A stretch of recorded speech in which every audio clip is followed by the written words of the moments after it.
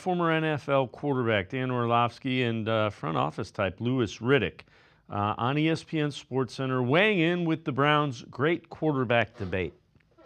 If I'm the Browns, Dillon Gabriel or Shedeur Sanders will be my starting quarterback. Why? Yeah, because I either want to see if I struck gold and lucked into it like teams like a Derek Carr did for the Raiders or a Andy Dalton did for the Cincinnati Bengals or a Jalen Hurts did for the Eagles. Russ did for the Seahawks. Exactly. So I want to know if one of those guys, or I have 2 first-round picks next year, and I want to get to one of those 2 first-round picks for a quarterback next year. So I'm starting one of those rookies, and they're going to play the great majority of my season.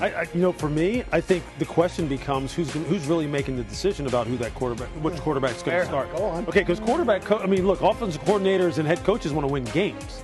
So if Joe Flacco is out there and he's leading the charge and this offense is looking pretty good in training camp, Kevin Stefanski's going to go, hey, Mr. Haslam, Joe Flacco's the best quarterback we got. Well, if him and Andrew Berry go, hey, but you know what?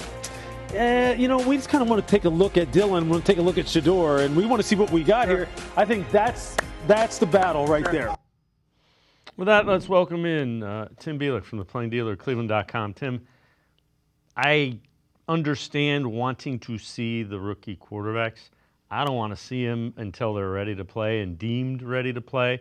And I go back to what I said, week 4 and 5 last year when they kept saying Deshaun Watson gives us the best chance to win at quarterback. How do you sell that to the locker room? These guys are out there practicing. They know what they see. So you got to give the guy that gives you a chance to win, no matter what's expected win total-wise.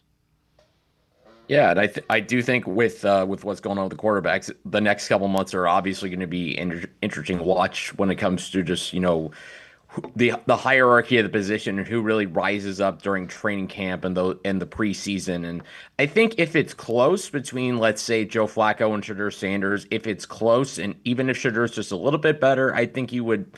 If I'm the Browns, I would give the nudge to Flacco just because he's got the experience, having done it before, and it gives Shedeur Sanders a little more time to develop before you decide it's time to throw him in there and see what he's got. But if you get to training camp and say either Dillon Gabriel or Shedeur Sanders are head and shoulders better than Joe Flacco or Kenny Pickett, I don't know how likely that is, but say that happens, then by all means go with the rookie and give him a shot. Let's see what happens out there.